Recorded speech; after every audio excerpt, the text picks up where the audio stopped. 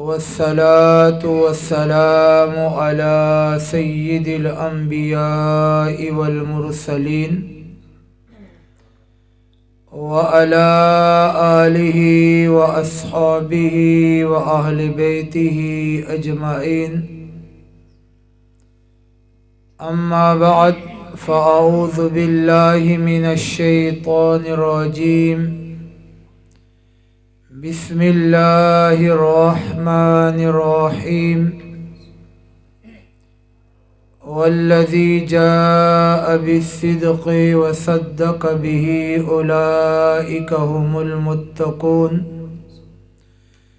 صدق الله مولانا العظيم وبلغنا رسوله النبي الكريم الأمين، ونحن على ذلك لمن الشاهدين والشاكرين، والحمد لله رب العالمين. الصلاة والسلام عليك يا سيدي يا رسول الله. تمام حضرات درود پاک پڑھ لیجئے گا. الصلاة والسلام عليك يا حبيب الله. الصلاة والسلام عليك يا خاتم النبيين وعلى آلك وأصحابك يا رحمة للعالمين. مختصر حمد و صلاۃ و سلام کے بعد واجب الاحترام پیر طریقت قبلہ پیر سید وحید حسین شاہ صاحب سیفی نقشبندی دامت برکاتہم العالیہ، محفل کے بانیان، تمام سیالوی برادران،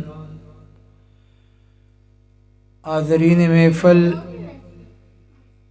یہ خوش بختی کی علامت ہے کہ اس گئے گزرے دور میں ہم صحابہ کرام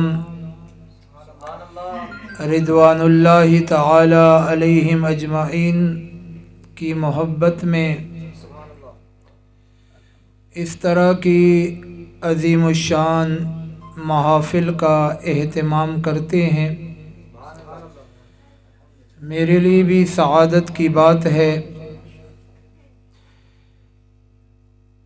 کہ اس بار اس ماہ مقدس میں اپنی الیکشن کی مصروفیات کے سبب کسی بڑی محفل میں شریک نہ ہو سکا، لیکن الحمدللہ آج یہ سعادت حاصل ہو رہی ہے. اور میں مختصر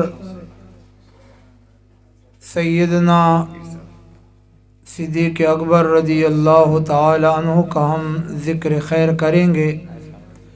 ماشاءاللہ سادات بھی تشریف لائے ہیں، نعت خوان حضرات بھی تشریف لائے ہیں. شاہ صاحب اوپر آئیں آپ تو.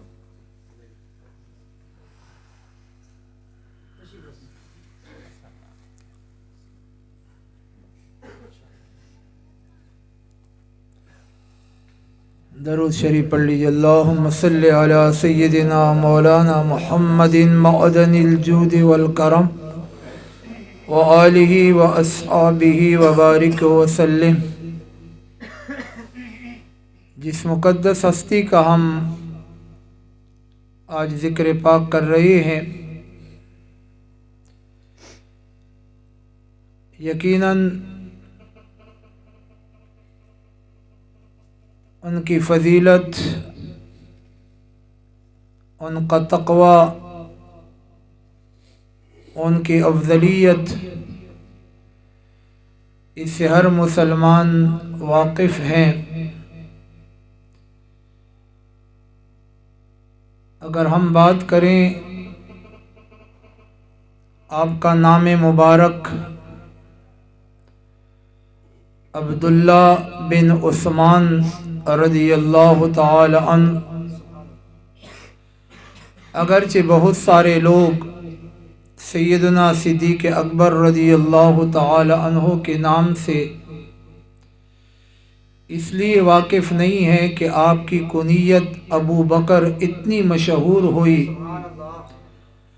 اور پھر آپ کے القابات جس میں صدیق اور عتیق اتنے مشہور ہوئے کہ آپ اسی مبارک نام سے ہر مسلمان کی زبان پر آپ کا ذکر پاک جاری ہوا۔ عتیق بھی آپ کا لقب ہے اور صدیق بھی آپ کا لقب ہے۔ القابات بہت سارے ہیں لیکن یہ دو لقب بہت ہی زیادہ مشہور ہے۔ عتیق لقب کیوں ہے، اس پر بھی حضور علیہ الصلاۃ والسلام کی مبارک احادیث شاہد ہے۔ ام المؤمنین فرماتی ہے کہ ایک مرتبہ میرے والد گرامی حضرت سیدنا صدیق اکبر رضی اللہ تعالی عنہ ہمارے گھر جلوگر ہوئے، تو سرکار صلی اللہ علیہ وسلم نے دیکھتے ہی ارشاد فرمایا، انت عتیق من النار، اے ابو بکر آپ جہنم کی آگ سے آزاد ہیں۔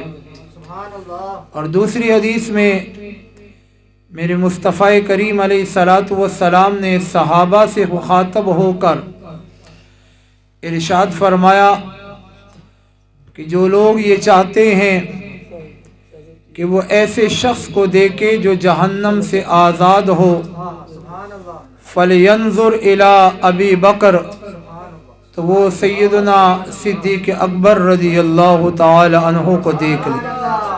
گلی گلی نگر نگر گلی گلی نگر نگر۔ اور آپ کا لقب صدیق یہ ایسا لقب ہے کہ یہ لقب اللہ کریم نے خود صدیق اکبر کو عطا فرمایا۔ میرے آقا صلی اللہ علیہ وسلم کی حدیث مبارکہ ہے، حضور نے سیدنا صدیق اکبر سے ارشاد فرمایا، اے ابو بکر ان اللہ قد سماک صدیقا، بے شک اللہ نے آپ کا نام صدیق رکھا ہے۔ اور صرف اللہ کریم کے محبوب فرشتوں نے بھی آپ کو صدیق ہی پکارا کہ جب میرے آقا رحمت عالم صلی اللہ علیہ وسلم معراج پر تشریف لے گئے، واپس تشریف لائے، جبرائیل امین سے ارشاد فرمایا، اے جبرائیل آج تو اللہ کریم نے اتنی شان اور اتنا مقام عطا فرمایا، لیکن اپنی قوم میں کل جب اس واقعے کو بیان کروں گا اور اپنی قوم سے کہوں گا کہ رات کے مختصر سے حصے میں نے مسجد اقصی جا کر انبیاء کی امامت بھی کی، میں نے ساتوں آسمانوں کی سیر بھی کی، مختلف انبیاء سے ملاقات بھی ہوئی، بیت المعمور بھی گیا، جنت و دوزخ کو بھی دیکھا، یہاں تک کہ رب کریم نے مجھے سر کی آنکھوں سے حالت بیداری میں اپنا دیدار بھی عطا فرمایا، اور پھر میں واپس آیا اور یہ سارا کام رات کے ایک مختصر سے حصے میں ہوا۔ تو حضور نے جبرائیل سے کہا، اے جبرائیل میری قوم تو مجھے جھٹلائے گی، میری بات نہیں سنے گی، اس کی تصدیق نہیں کرے گی۔ جبرائیل امین نے اس وقت ارشاد فرمایا، یا رسول اللہ صلی اللہ علیہ وسلم اگر آپ کی قوم آپ کو جھٹلائے گی تو یاد رکھنا آپ کی قوم میں ابو بکر موجود ہے اور وہ آپ کی بات کی تصدیق کریں گے، اس لیے کہ وہ صدیق ہے۔ اس لیے یہ لقب جبرائیل امین نے بھی عطا فرمایا، اور خود قرآن نے کہا جو آیت میں نے تلاوت کی वल्लज़ी जाअ बिस्सिद्क़ वसद्दक़ बिही, फरमाया वो जो सिद्क लेकर आए और जिसने सिद्क की तस्दीक की, गोया सिद्क लाने वाले से मुराद मुस्तफ़ा करीम अलैहिस्सलाम की ज़ात है और उसकी तस्दीक करने वाले से मुराद हज़रत सिद्दीक़ अकबर रज़ी अल्लाह ताला अन्हु की ज़ात है। इस बुनियाद पर भी आप सिद्दीक है कि सबसे पहले इस्लाम की तस्दीक आपने फरमाई, सबसे पहले हुजूर पर ईमान आप लाए, सबसे पहले लोगों को इस्लाम की तरफ अलानिया दावत आपने पेश फरमाई। अलगर्ज़ हर मकाम पर आप अव्वलियत रखते हैं। हुजूर के साथ सफ़र हो या हज़र में हो, सारे मकामात पर हुजूर अलैहिस्सलातु वस्सलाम की रिफ़ाक़त का शर्फ भी अल्लाह ने आप ही को अता फरमाया और यहाँ तक रब ने आपको महबूब की रिफ़ाक़त का शर्फ अता फरमाया कि जब दुनिया से पर्दा भी फरमाया तब भी महबूब के कदमों में अल्लाह ने आपको मकाम अता फरमाया। ये हज़रत सिद्दीक़ अकबर रज़ी अल्लाह ताला अन्हु का मकाम है। इसलिए तो हुजूर ने फरमाया माल सब ने खर्च किया, सहाबाई किराम में हर सहाबी ने दीन के लिए अपने माल को भी खर्च किया और दीन के लिए उसने अपना वक्त भी दिया, ज़रूरत पड़ी तो अपनी औलाद और अपनी जान की कुर्बानी भी पेश की, लेकिन इस्लाम की आबियारी फरमाई, इस्लाम को मुकद्दम रखा। सिद्दीक़ अकबर रज़ी अल्लाह ताला अन्हु ने भी इस्लाम को वो क़ुव्वत और ताकत दी कि खुद हुजूर ने भी इरशाद फरमाया मा नफ़अनी मालो अहदिन क़त्तो मा नफ़अनी मालो अबी बकर, फरमाया इतना नफ़ा किसी के माल ने इस्लाम को फ़ायदा नहीं दिया जितना नफ़ा इस्लाम को सैयदना सिद्दीक़ अकबर के माल ने दिया। आज तो हम इस्लाम के नाम पर एक पर्ची देने से घबराते हैं। ये शाह साहब भी हमारे उम्मीदवार थे, पता नहीं बहुत सारे लोगों को उस वक्त गली याद आ जाती है, गटर याद आ जाता है, मोहल्ला याद आ जाता है, बिरादरी याद आ जाती है। जिक्र कर रहे हम सिद्दीक़ अकबर का, तो उस सिद्दीक़ अकबर रज़ी अल्लाह ताला अन्हु ने तो गारे सौर में अपनी जान की कुर्बानी देने को गनीमत समझा, लेकिन बानी ये इस्लाम मुस्तफ़ा करीम अलैहिस्सलाम की हिफाजत फरमाई और जहर का सारा असर अपनी एड़ी में अपने जिस्म में जाने को पसंद फरमाया, लेकिन बानी इस्लाम की हिफाजत फरमाई। और यहाँ तक के ग़ज़वे बदर के मौका पर दोस्तों, जब आप मुसलमानों की क़ियादत कर रहे थे, हुज़ूर अलैहिस्सलाम की फौज में आप मौजूद थे, आपका बेटा हज़रत अब्दुर्रहमान उस वक्त मुसलमान नहीं हुआ था, वो काफिरों की सफ में मौजूद था। जंग खत्म हुई, अल्लाह ने मुसलमानों को फतह और नुसरत और कामयाबी अता फरमा दी, लेकिन याद रखिएगा उस जंग के बाद हज़रत अब्दुर्रहमान इब्ने अबी बकर रज़ी अल्लाह ताला अन्हुमा एक दिन आपसे अर्ज करते हैं, अब्बा जान उस ग़ज़वे बदर में एक मौका मेरे सामने ऐसा भी आया था, अगर मैं तलवार उठाता मैं आपको कत्ल कर सकता था, आप बिल्कुल मेरी निशानी की जद में आ चुके थे, लेकिन आपको वालिद समझकर मैंने आपको छोड़ दिया। अब सुनिए, ताजदारे सदाकत अफजलुल बशर बअदल अंबिया सैयदना सिद्दीक़ अकबर रज़ी अल्लाह ताला अन्हु का जुमला जो बुखारी शरीफ में मौजूद है, फरमाया लो अहदफ्ता ली लम अनसरिफ अनका, फरमाया सुनो ऐ मेरे बेटे अब्दुर्रहमान, आपने मुझे बाप समझकर छोड़ दिया, लेकिन मैं अबू बकर तुमसे कहता हूँ अगर आप मेरे निशाने पर आ जाते, बेटा समझकर मैं तुझे न छोड़ता बल्कि दुश्मन रसूल समझकर कत्ल कर लेता। ये था मकाम सदाकत। सिर्फ माल नहीं दिया, सिर्फ जान नहीं, अपनी औलाद بھی اگر موقع ملے تو حضور کے نام پر اپنی اولاد کو بھی قربان کر دے۔ اور مال تو آپ نے صدیق اکبر کی قربانی کا دیکھا، ہمارے ہاں تو لوگوں کے پاس وقت ہی نہیں ہوتا، ٹائم ہی نہیں ہوتا۔ ہم اپنے لوگوں کو بہت سمجھاتے ہیں، بھائی الیکشن کا دن ہے، دین کو تخت پر لانا ہے، تم نے سب کو بہت آزما لیا ہے، سب کو دیکھ لیا ہے، بس ایک دن کی قربانی دے دو، 5 سال کی ضلالت سے محفوظ رہو گے۔ اور اگر ایک دن کی قربانی نہ دی تو شاید 5 سال تک تم ذلیل و رسوا اور رہو گے۔ اس لیے ذرا غور کیجئے گا، ہم لوگوں سے کہتے ایک دن جا کر الیکشن میں اب پولنگ سٹیشن پر جا کر اپنا ووٹ تو اسلام کے لیے کاسٹ کر لیجئے گا، لیکن شاید وہ بات بھی ہم کو پسند نہیں ہوتی، اور ہم گھروں میں بیٹھے رہتے ہیں اس انتظار میں کہ اسلام ایسی ہی اس ملک میں آ جائے گا، ملک میں کوئی گویا کرشمہ ہو جائے گا اور اسلام اس ملک میں نافذ ہوگا۔ ایسا نہیں ہے۔ اس اسلام کے لیے جب مصطفیٰ کریم علیہ السلام نے پکارا کہ اسلام کو تمہاری مدد کی ضرورت ہے، سب نے اپنی اپنی امداد پیش کی۔ صدیق اکبر پورے گھر میں اپنا مال جمع کرنے لگے۔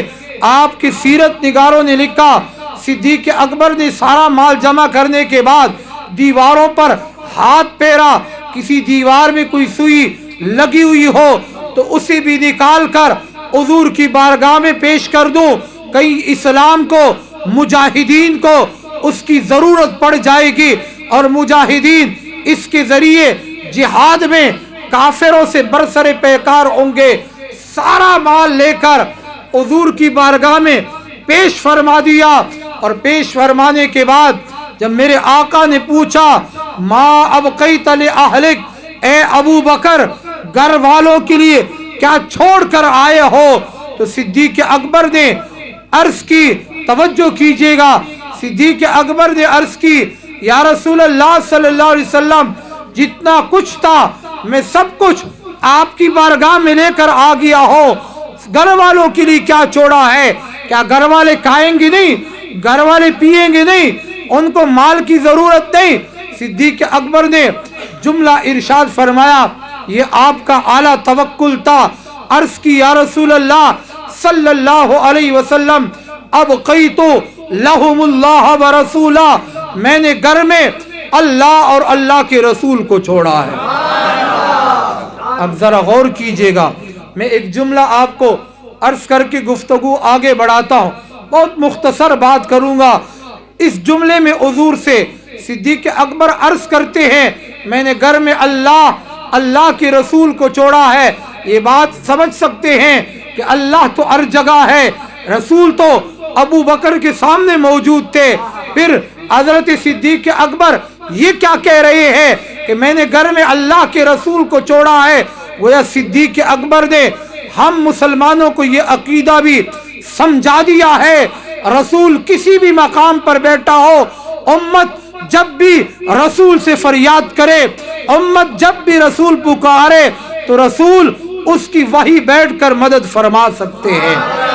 اس لیے صدیق اکبر نے یہ بات حضور کے سامنے عرض فرما دی کہ میں نے اللہ اور اللہ کے محبوب کو گھر میں چھوڑا ہے۔ تو میں عرض یہ کر رہا تھا، صدیق اکبر نے اسلام کے لیے جان بھی پیش کی ہے، اسلام کے لیے اپنی اولاد کو بھی پیش کیا، اسلام کے لیے اپنے مال کو بھی پیش کیا۔ ہاں وہ صدیق اکبر رضی اللہ تعالی عنہ جسے پھر رب نے مقام یہ دیا، رب نے جسے شان یہ عطا فرمائی کہ قرآن یہ کہتا ہے وَسَيُجَنَّبُهَا الْأَتْقَى الَّذِي يُؤْتِي مَالَهُ يَتَزَكَّى، فرمایا جہنم سے بہت دور ہوا وہ شخصیت جو تم میں سب سے زیادہ متقی اور پرہیزگار ہے۔ الَّذِي يُؤْتِي مَالَهُ يَتَزَكَّى، وہ جو اپنا مال اس لیے خرچ کرتا ہے کہ اس کا مال پاک و صاف ہو جائے۔ وَمَا لِأَحَدٍ عِندَهُ مِن نِعْمَةٍ تُجْزَى، کوئی ایسا نہیں ہے کہ جس نے صدیق اکبر پر احسان کیا ہو اور وہ اس کا بدلہ دے، إِلَّا ابْتِغَاءَ وَجْهِ رَبِّهِ الْأَعْلَى، مگر صدیق اکبر کا یہ عمل اللہ جو سب سے بلند و بالا ہے اس کی رضا کے لیے ہے۔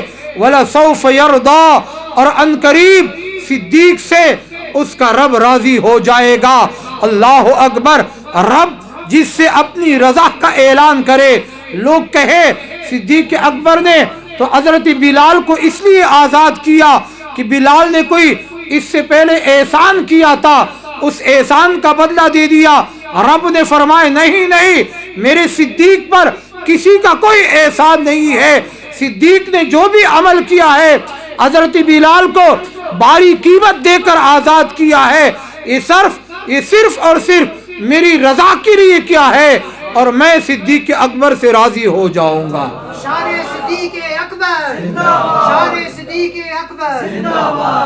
اب یہاں ایک جملہ آپ کو لوگ افضلیت کی بات کرتے ہیں، یہ میں آپ کو سمجھانے لگا ہوں کہ قرآن نے کہا اتقا وسیجنبها الاتقا۔ علماء طلباء بھی تشریف فرما ہے۔ اتقا اس میں تفضیل کا صیغہ ہے، اس میں تفضیل میں معنی کی زیادتی ہوتی ہے دوسرے کی بنسبت، لیکن جب دوسرا مذکور نہ ہو میں آپ کو مثال کے طور پر سمجھا دوں کہ اگر آپ یوں کہے زید افضل من عمر، کہ زید زیادہ فضیلت والا ہے عمر سے، تو بات ثابت ہوتی ہے کہ زید کی جو افضلیت ہے وہ صرف عمر سے ہے، کسی اور سے نہیں ہے، ساری کائنات سے ان کی افضلیت نہیں ہے۔ گویا مفضل علیہ کو بھی ذکر کر دیا گیا، لیکن اگر کہیں اس میں تفضیل کا صیغہ مطلقاً آ جائے، مفضل علیہ موجود نہ ہو، تو کل کائنات مراد ہوتی ہے۔ گویا رب نے فرمایا صدیق اکبر سب سے زیادہ متقی ہے۔ کس سے زیادہ متقی ہے؟ عمر سے ہے، حضرت عثمان سے ہے، حضرت علی سے ہے۔ فرمایا نہیں نہیں، رب نے فرما دیا اس کائنات میں انبیاء کے بعد جتنے بھی لوگ ہیں سب سے زیادہ متقی اور پرہیزگار صدیق اکبر ہے۔ تاجدار صداقت، تاجدار صداقت، اور سب سے زیادہ متقی، عمر کی عدالت زندہ باد، عثمان کی شرافت زندہ باد، علی کی شجاعت زندہ باد، نعرہ تحقیق۔ اب سنیے، دونوں آیتوں کو ملا کر میں آپ کے سامنے نتیجہ اخذ کر رہا ہوں۔ افضلیت تک کی بات ہوتی ہے تو سب سے زیادہ متقی قرآن نے کہا وہ صدیق اکبر ہے، اور سورہ حجرات 26واں پارہ اٹھائیے، قرآن دوسرے مقام پر کہتا ہے ہم لوگوں نے فضیلت کے معیار الگ الگ بنا لیے ہیں، لیکن رب نے کہا فضیلت کا معیار قومیت نہیں ہے، فضیلت کا معیار زبان نہیں ہے۔ وَجَعَلْنَاكُمْ شُعُوبًا وَقَبَائِلَ لِتَعَارَفُوا، قبیلے ضرور پیدا کیے ہیں، قومیں ضرور پیدا کی ہے، لیکن یہ پہچان کے لیے ہے، یہ تعارف کے لیے ہے۔ عزت کا معیار کیا ہے؟ فضیلت کا معیار کیا ہے؟ قرآن نے کہا ان اکرمکم عند اللہ اتقاکم، اللہ کے ہاں تم میں سب سے زیادہ عزت والا وہ ہے جو سب سے زیادہ متقی اور پرہیزگار ہے۔ اور پہلے فرمایا گیا سب سے زیادہ متقی اور پرہیزگار وہ صدیق اکبر ہے۔ دونوں آیتوں کو ملا کر نتیجہ کیا ہوا کہ سب سے زیادہ فضیلت والے اس امت میں اور تمام امتوں میں اگر کوئی ہے تو وہ سیدنا صدیق اکبر رضی اللہ تعالی۔ اب بات ختم۔ کوئی کہے خلافت میں آگے ہیں تو فضیلت میں نہیں، ہر لحاظ سے صدیق اکبر افضلیت والے ہیں کہ رب نے مطلقاً اس بات کو بیان فرمایا۔ میں بس اپنی گفتگو کو اختتام کی طرف لے کر جا رہا ہوں، صرف 2 حدیثیں عرض کر کے گفتگو ختم کرنے لگا ہوں۔